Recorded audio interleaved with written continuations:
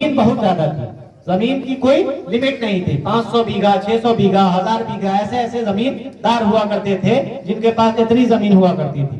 तो वैसे लोगों के लिए सरकार 1972 में एक रूल लाया था जिसको सीलिंग एक्ट बोलते हैं। सुने होंगे आप लोगों के गांव में कि सीलिंग आया था, सीलिंग का नियम आया था। सीलिंग एक्ट जो है वो हिंदी में भू हदबंदी कानून कहलाती है। भू हदबंदी में एक लिमिट सेट कर दिया गया कि किसी जमींदार के पास या किसी भूदारी के पास जमीन को 4 कैटेगरी में बांट दिया गया कि इस कैटेगरी की इतनी जमीन ही एक भूदारी रख सकते हैं। जैसे घरारी की किसी के पास जमीन है तो घरारी की जमीन में फिक्स कर दिया गया कि आप इतना लिमिट में ही जमीन रख सकते हैं। अगर इससे ज्यादा घरारी की जमीन अगर आपके पास है तो फिर वो सरकार आपसे ले लेगी। तो वैसे ही खेती वाली जमीन में भी एक लिमिट सेट कर दिया गया। इस लिमिट के अंदर अगर आपके पास जमीन है तो वो आपकी होगी, और अगर उस लिमिट से ज्यादा उस जमीन आपके पास है तो आपसे सरकार वो ले लेगी। भू हदबंदी एक्ट के तहत वो आपसे छीन लेगी। तो वो रूल आया था 1972 में और भू हदबंदी हुआ। बहुत सारे जमींदार लोगों की जमीन भू हदबंदी कानून में चली गई, सरकार उसको अपने अंडर में ले लिया।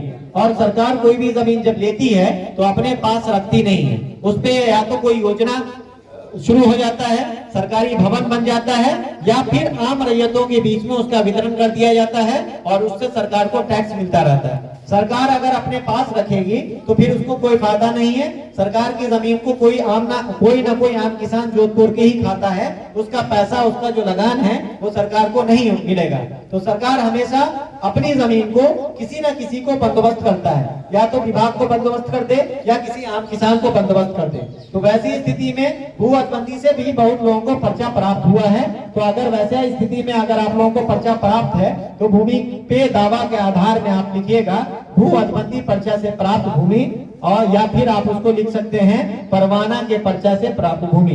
दोनों ऑप्शन आता है उसमें, तो आप ये दोनों चीज वहां पर लिख देंगे। लिखने के बाद लास्ट कॉलम जो है वो है अभियुक्ति का कॉलम।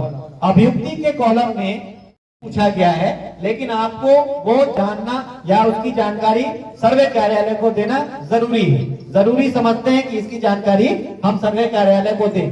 तो वैसा 2-3 कंडीशन बनता है। पहला कंडीशन तो ये बनता है कि आपकी जमीन का पेपर आपके नाम से है, लेकिन किसी अन्य व्यक्ति के द्वारा उस पर कब्जा किया गया है। बहुत सारे ऐसे लोग आपके गांव में होंगे जो जमीन का पेपर आपके नाम पर है, लेकिन लाठी के बल पे, ताकत के बल पे आपकी जमीन पे कोई दूसरा कब्जा किए हुआ है। तो वैसा स्थिति में फॉर्म आपको अपना भरना है, अपना प्रमाण उसमें अटैच करना है, और अभियुक्ति कॉलम में उस कब्जेदार का नाम वहां पर दर्ज कर देना है कि बकब्जे फलाना जो भी है आदमी, उस आदमी का नाम वहां पर दर्ज कर दीजिएगा। इससे ये साबित हो जाएगा, ये मुझे समझ में आ जाएगा कि जमीन आपका है, जमीन का पेपर आपके पास है, लेकिन आपकी जमीन पे किसी तीसरे व्यक्ति का दखल कब्जा है। जब ये मुझे पता चल जाएगा तो जो तीसरे व्यक्ति का नाम आपने दर्ज किया है उस व्यक्ति से भी हम उस जमीन का प्रमाण मांगेंगे। अगर उसके पास प्रमाण नहीं है तो वो ऑटोमेटिक वहां से उसका पूरा अधिकार खत्म हो जाएगा, आपके नाम से नया खतियान बन जाएगा। और खतियान बनने के उपरांत तो 100% वो जमीन आपकी हो गई। केवाला के आधार पे कोई क्लेम कर सकता है, जवाबंदी के आधार पर कोई क्लेम कर सकता है, लेकिन खतियान को तोड़ने के लिए, खतियान को बदलने के लिए सिर्फ और सिर्फ सिविल कोर्ट का आपको सहारा लेना पड़ेगा। उसके अलावा दुनिया की कोई ताकत उसको नहीं तोड़ सकती है, कोई अधिकारी उसको नहीं बदल सकता है। खतियान को बदलने का पावर सिर्फ और सिर्फ सिविल कोर्ट को है, जहां पर आप टाइटल का केस लड़ेंगे। टाइटल का केस लड़ने के बाद अगर आप जीतते हैं तो वो चेंज होगा, अन्यथा की स्थिति में वो खतियान वैसा ही रह जाएगा। तो एक बार अगर आपके नाम से पर्सनल खतियान बन गया तो फिर आपको कोई हिला नहीं सकता है, कोई आपको परेशान नहीं कर सकता है। आप उस खतियान के बेस पे पूरा दावा अपना कर सकते हैं। तो कॉलम में बकब्जेदार का नाम वहां पर दर्ज कर दीजिए।